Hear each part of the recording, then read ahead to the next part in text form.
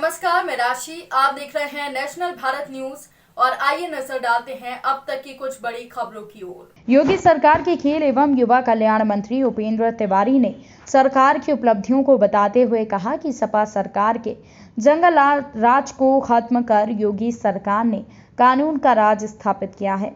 UP में mafia, गुंडों और धर्मांतरण से जुड़े लोगों के लिए कोई जगह नहीं है। ऐसे लोगों के खिलाफ कड़ी कार्रवाई की जाएगी जो प्रदेश का माहौल बिगाड़ने की कोशिश करेंगे। मंत्री उपेंद्र तिवारी ने कहा कि विपक्ष मुद्दा विहीन हो चुका है। 2022 के चुनाव में 350 पार के साथ ही दोबारा योगी सरकार बनेगी।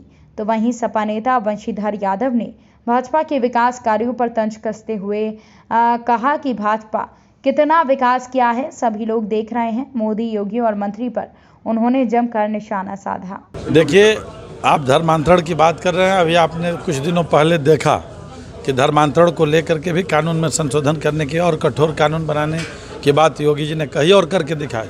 और उत्तर प्रदेश के अंदर जो जंगल राज कायम था, जिस राज्य के अंदर सिपाही से लेकर कप्तान तक सुरक्षित नहीं था, जिस राज्य के अंदर, इस उत्तर प्रदेश के अंदर जनता से लेकर जनप्रतिनिधि तक सुरक्षित नहीं था, जो जंगल राज में तब्दील था, आज वह उत्तर प्रदेश कानून वाला राज स्थापित हुआ है, जिसको लेकर के पूरे देश के अंदर सबसे ज़्यादा दूसरे नंबर पर अगर उद्योग कहीं पाया है तो वो उत्तर प्रदेश के अंदर आया है। इसलिए कि उद्योगपति उत्तर प्रदेश की कानून व्यवस्था से खुशहाल हैं, उत्तर प्रदेश की जनता खुशहाल है। और ये पहली बार आया है।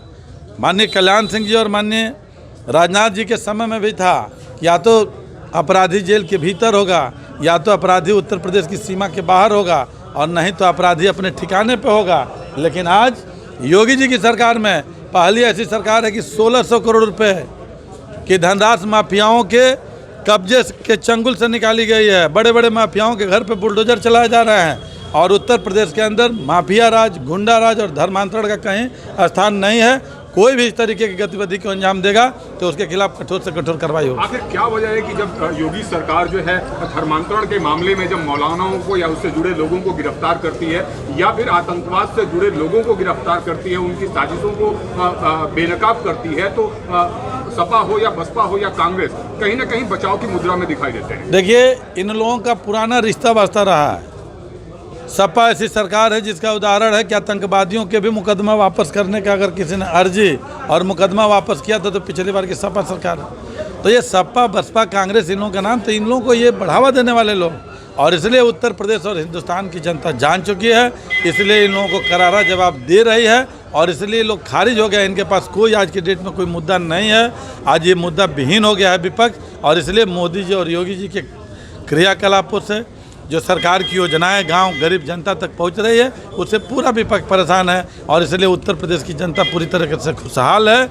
और मैं डंके की चोट पर कह रहा हूं कि जब 2022 में चुनाव होगा तो पिछली बार से भी प्रचंड बहुमत के साथ, अब की बार 350 पार नारे के साथ पुनः माननीय योगी जी के नेतृत्व में, माननीय मोदी जी के नेतृत्व में उत्तर प्रदेश के अंदर सरकार बनेगी। सरकार महोदय, अगर आप ये बात माननीय मंत्री जी दिल्ली में, लखनऊ में कहते तो ये बात समझ में आती है। आप लोग इसी बलिया ज़िले से बिलोंग कर रहे हैं, पटना विधानसभा में भी आप लोग जाते होंगे, आप लोग देख रहे होंगे विकास कहाँ विकास है। मंत्री जी जब विपक्ष में थे तो कहीं एक सड़क पर गड्ढा हो जाता था तो खांची उठा लेते थे, टुकड़ा डालने लगते थे, धान रोपने लगते थे। आज स्थिति देख रहे हैं पटना विधानसभा की सड़कें, NH को ही ले लीजिए, बरौली से लेकर के और माझी तक लोग गांव से निकलकर अच्छी सड़क पर ये सोच कर आते कि चलिए मेन सड़क तो अच्छी होगी, लेकिन गांव की सड़कों से भी बदहाल स्थिति है। मंत्री जी की बात छोड़िए, जब मोदी जी, योगी जी इतना झूठ बोल रहे हैं, समाजवादी पार्टी के मुखिया अखिलेश यादव जी के विकास कार्यों को, उनके किए हुए कार्यों को अपना बता रहे हैं, तो माननीय मंत्री जी की तो बातें क्या है। मंत्री जो विकास के हैं पटना विधानसभा की जनता जानती है।